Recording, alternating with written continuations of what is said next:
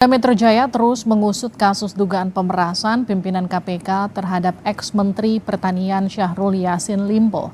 Bagaimana agar penanganan kasus ini berjalan transparan dan bagaimana KPK harus menyikapinya? Kita akan berbincang dengan Wakil Ketua KPK periode 2007-2011 Muhammad Yassin dan anggota Kompolnas RI Yusuf Warshim. Selamat malam Pak Yusuf, selamat malam Pak Yassin. Selamat malam Mbak. Selamat malam. Saya ke Pak Yassin dulu ya Pak. Pak Yassin, jadi bagaimana KPK dipastikan bisa tetap independen dalam kasus ini sementara pimpinannya sedang terlibat kasus yang juga menyeret kasus yang tengah ditangani KPK?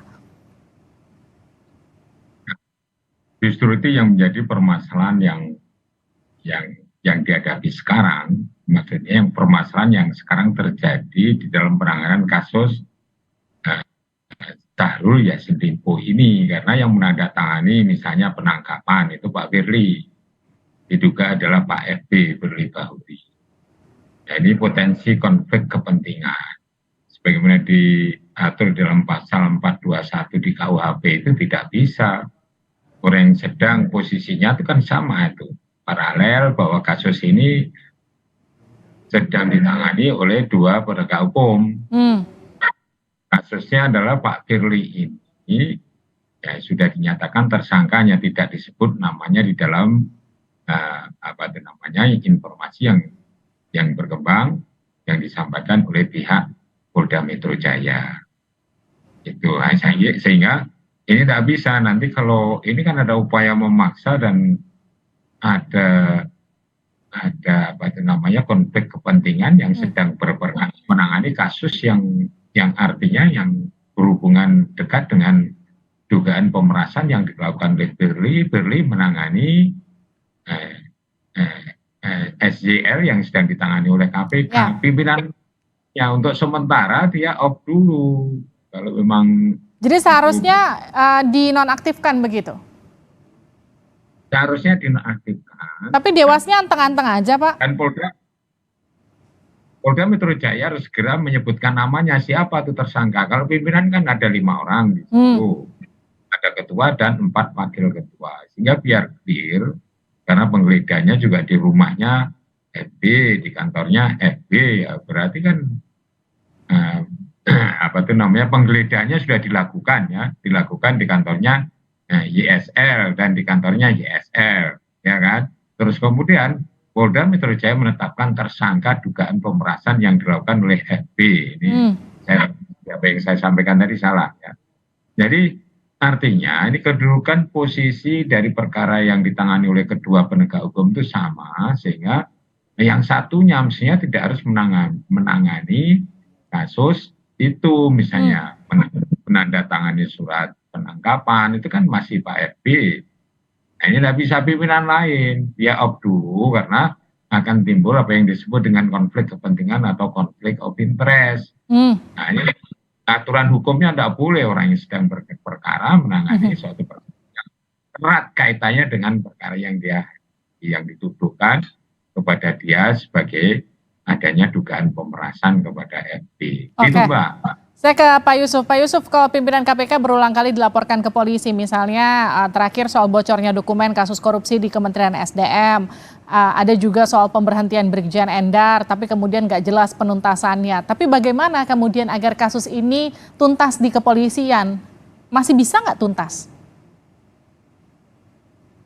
Harapan besarnya tentu tuntas. Kami Kompolnas sebagai pengawas eksternal, kinerja dan integritas Polri akan terus memantau, memastikan bahwa sepanjang penanganannya itu profesional, transparan dan akuntabel, kami yakin bahwa itu tuntas.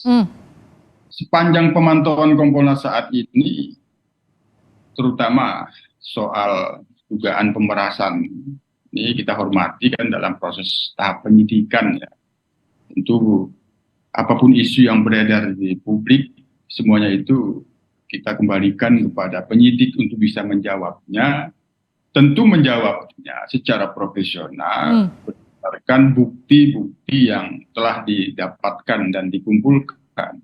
Kalau sudah tahapnya penyidikan, maka kan dicari pelakunya siapa. Oke. Siapa yang dimaksud oknum pimpinan KPK itu ketika akan ditetapkan tersangkanya itu kan sudah mafhum berdasarkan minimal 2 alat bukti. Meskipun Kalau- belum diumumkan juga sampai sekarang, Pak Yusuf.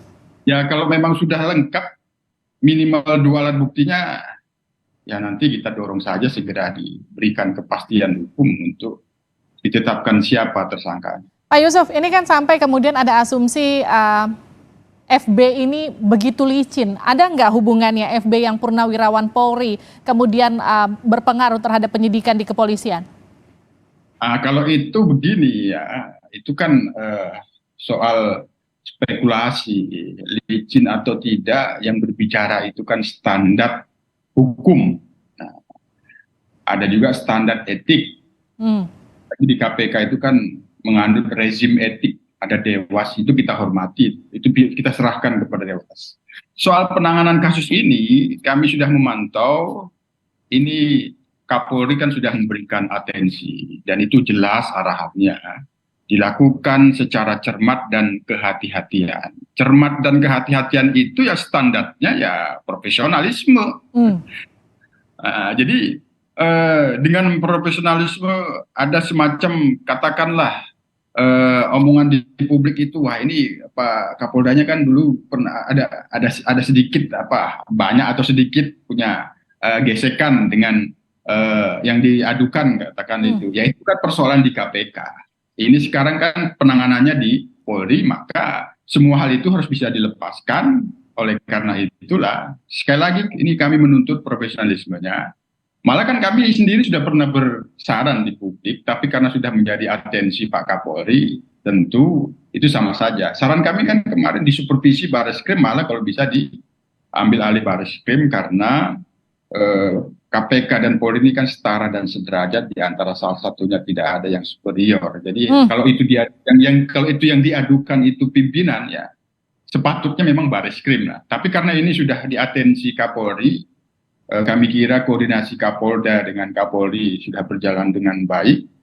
Sangat jelas itu Mbak ya, arahan Pak Kapolri, cermat dan hati-hati. Di situ standarnya profesionalisme. Jangan ada bermain-main soal gesekan-gesekan yang diomongkan di publik itu di masa lalu di KPK. Itu tentunya Mbak. Bagaimana kemudian bisa kita pastikan profesionalitas itu terjadi ketika yang kemudian terlibat di situ ada kita bisa katakan antara senior dan juga junior, ada Firly dan juga Kapolda Metro yang tadi juga sempat Anda mention, sempat ada gesekan di sana. Bagaimana kemudian memastikan profesionalitas itu akan tetap berjalan? Ya kan itu sudah luar biasa atensi Kapolri. Kami kira jajaran Polda Metro Jaya, kalau kita ingin katakan penyidik tertinggi itu ada pada Kapolda, tentu tidak bermain-main mereka. Mereka akan bekerja standarnya profesional, dan kami sendiri berharap nanti pada gelar perkara atau gelar perkara khusus bisa diundang untuk bisa menghadiri gelar perkara sebagai wujud transparansi publik, karena kan sebagai pengawas eksternal.